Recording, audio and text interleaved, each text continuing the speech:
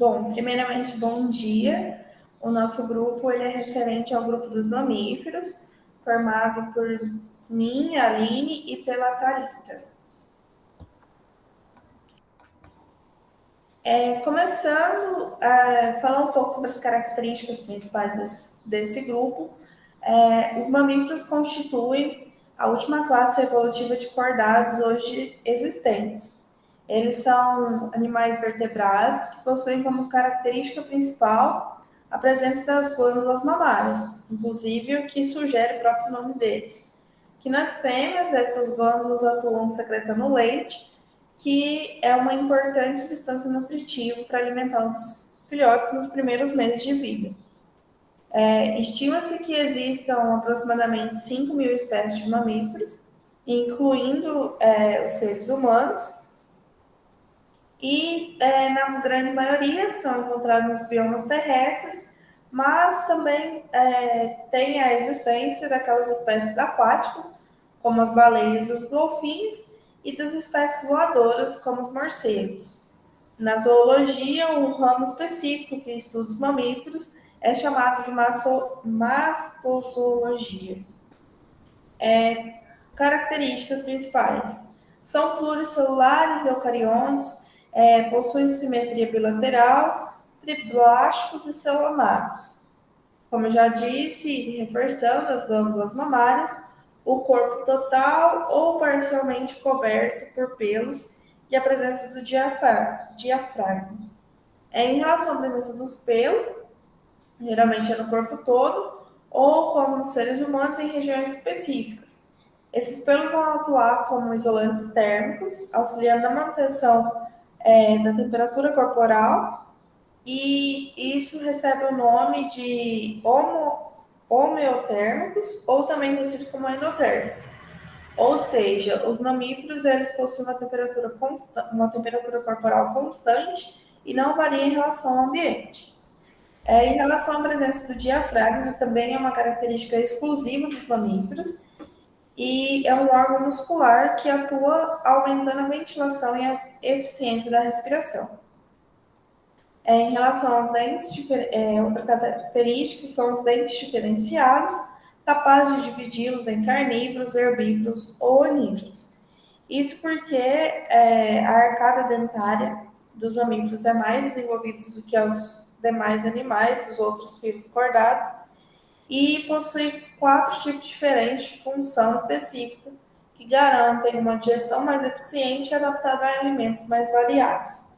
Os tipos de dentes que eles possuem são os incisivos, com função de rasgar e cortar, caninos, furar e rasgar, premolares e molares, com a função de triturar e esmagar.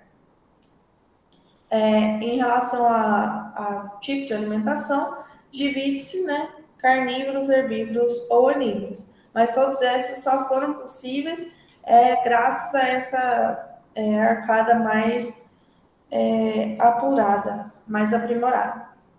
Agora a gente vai falar um pouquinho sobre as ordens, que são as diferenciações, as subclasses que os mamíferos recebem.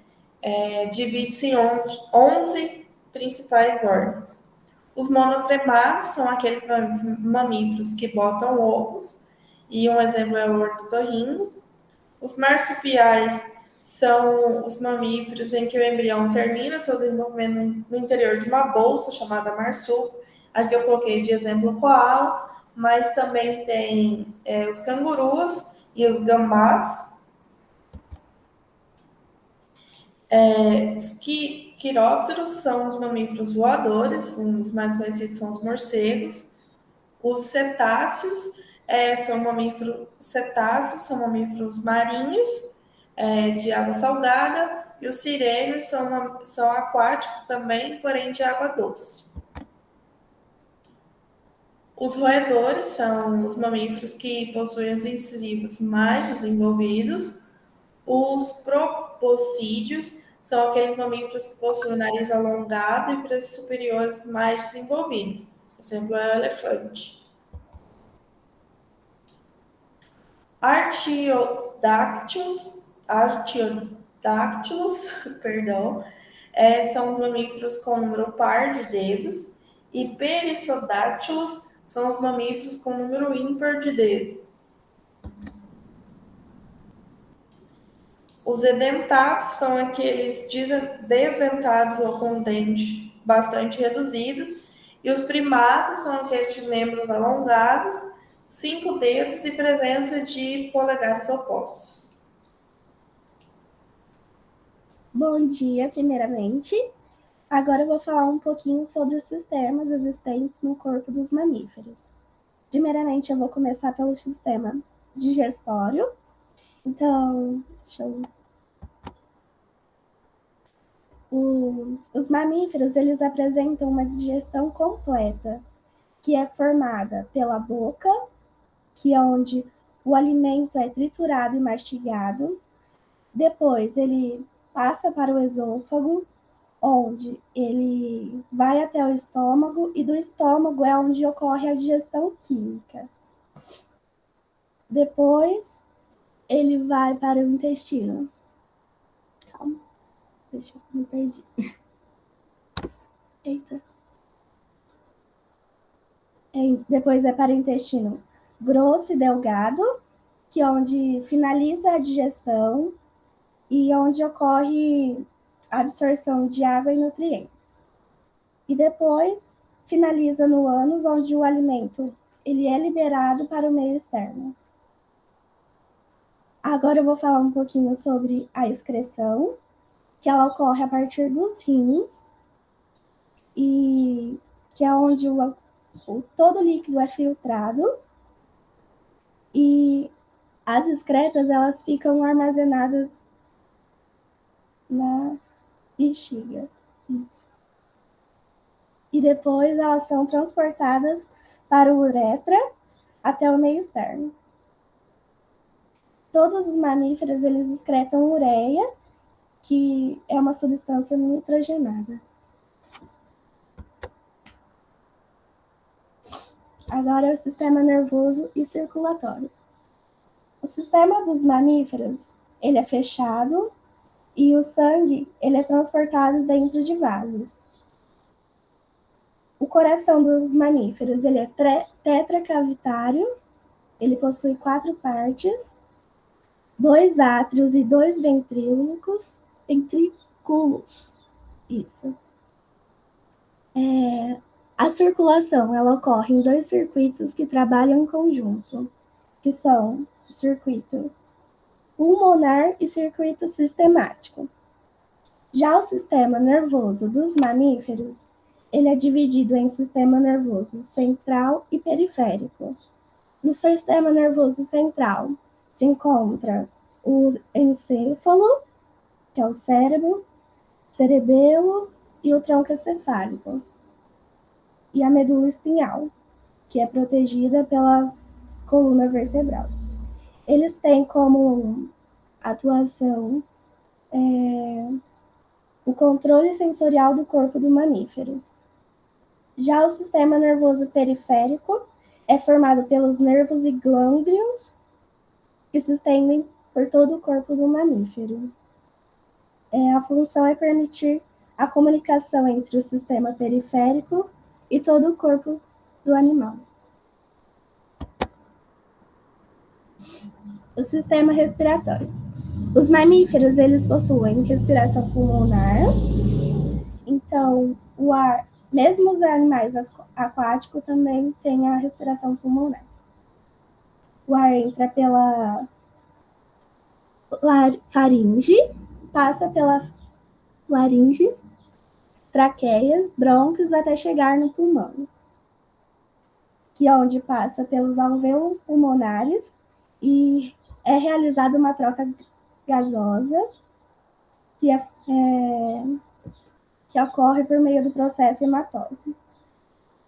E, igual a Aline disse, os mamíferos eles apresentam um diafragma, que ele auxilia na entrada e saída de ar, facilitando a respiração. Bom, referente à reprodução dos mamíferos, são animais dioicos e apresentam dimorfismo sexual, ou seja, Dióricos faz menção ao sexo separado e unitário por indivíduo, e dimorfismo sexual são mamíferos machos anatomicamente diferentes de mamíferos fêmeas. Os machos apresentam um órgão reprodutor, que produz os gametas masculinos, dados como espermatozoides, são introduzidos na fêmea através da cavidade reprodutiva durante um processo chamado de cópula. No entanto, esse é um processo natural para a maioria dos mamíferos, mas, no entanto, não apresentam um desenvolvimento embrionário padrão. E, referente a isso, por consequência disso, classificam-se em 3 diferentes subclasses: Prototéria, Metatéria e Eutéria. Prototéria faz referência aos mamíferos cujo desenvolvimento embrionário ocorre no interior de ovos, de casca calcária e com anexos embrionários.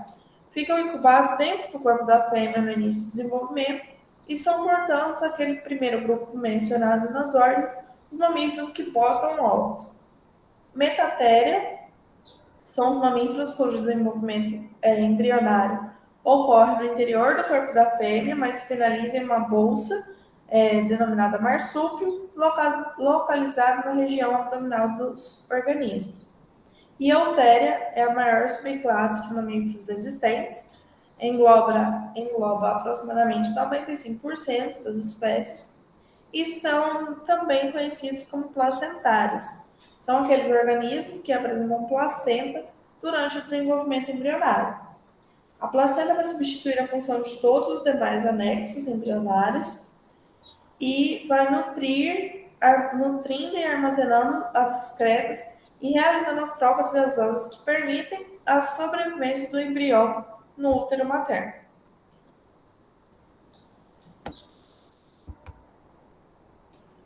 Por fim, um pouco das curiosidades. Elas foram retiradas de um blog chamado Seduca e, apesar de um pouco genérica, achei bastante interessante aprofundar um pouquinho sobre isso. Bom, são os únicos animais capazes de brincar e interpretar o senso de humor, diferente das demais classificações. Os répteis chamados terapsídeos, que viveram no período Triássico, 225 milhões de anos atrás, foram os que deram origem aos primeiros mamíferos. Então, assim, se originaram de répteis, evoluíram, e foi assim que deu-se origem aos primeiros mamíferos.